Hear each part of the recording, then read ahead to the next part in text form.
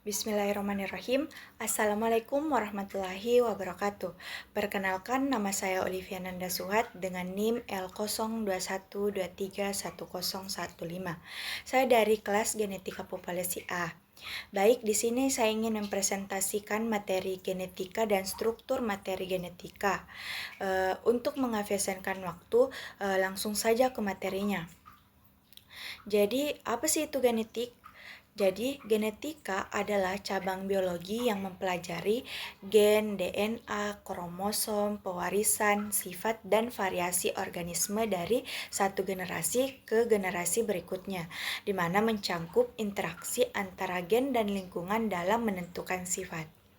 Selanjutnya yaitu konsep dasar genetika, terbagi menjadi beberapa yaitu termasuk gen, unit dasar pewarisan sifat pada makhluk hidup.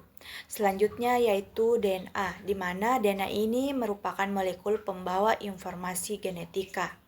Selanjutnya adalah kromosom. Kromosom ini merupakan struktur yang terdiri atas DNA yang terorganisasi. Dan yang terakhir yaitu fenotipe. Fenotipe ini bersifat nyata yang terlihat, hasil ekspresi gen dan lingkungan. Selanjutnya, struktur DNA, yaitu heliks ganda atau double helix yang terdiri atas dua untai nukleotida yang saling terpilih. Yang kedua yaitu pasangan basa yaitu adenin, timin, sitonin, dan guanin. Yang ketiga terdiri dari gula deoksiribosa, fosfat, dan basa nitrogen, adenin, timin, sitonin, dan guanin.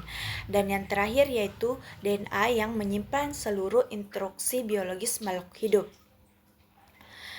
Selanjutnya, fungsi DNA, yaitu menyimpan informasi genetik, mengontrol aktivitas sel melalui sintesis protein, dan yang terakhir itu mewariskan sifat dari satu generasi ke generasi berikutnya.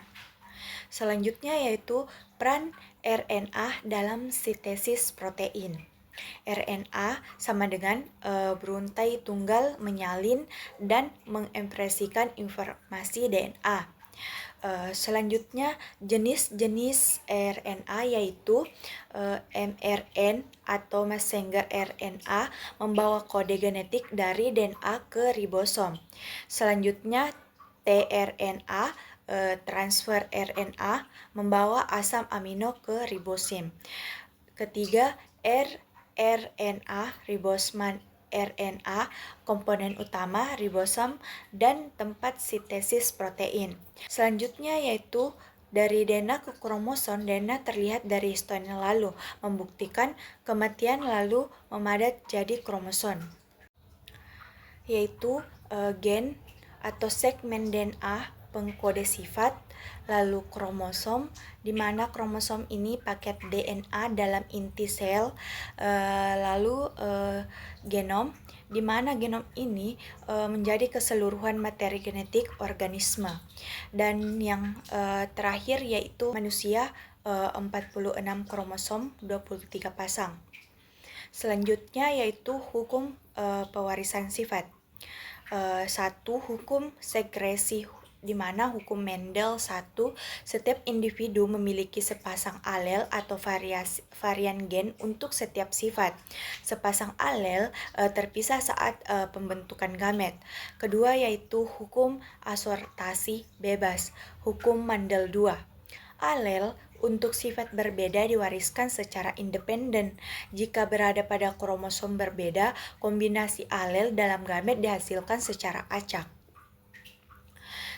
Selanjutnya yaitu variasi genetik. Variasi genetik berbeda sifat antara individu. Selanjutnya itu penyebabnya yaitu karena mutasi rekombinasi genetik perkawinan silang. Selanjutnya yaitu variasi penting untuk adaptasi seleksi alam dan evaluasi. Kesimpulan, jadi dapat kita simpulkan bahwa genetika mempelajari sifat dan variasi. Struktur utama yaitu DNA, genom, dan sifat gen kromosom. Variasi muncul dari mutasi, rekombinasi, dan perkawinan silang. Selanjutnya yaitu hukum Mendel berlaku pada sifat sederhana tetapi sifat kompleks lebih rumit. Dan yang terakhir merupakan genetika merupakan kunci pemahaman biologi modern dan inovasi bioteknologi. Cukup sekian dan terima kasih. Assalamualaikum warahmatullahi wabarakatuh.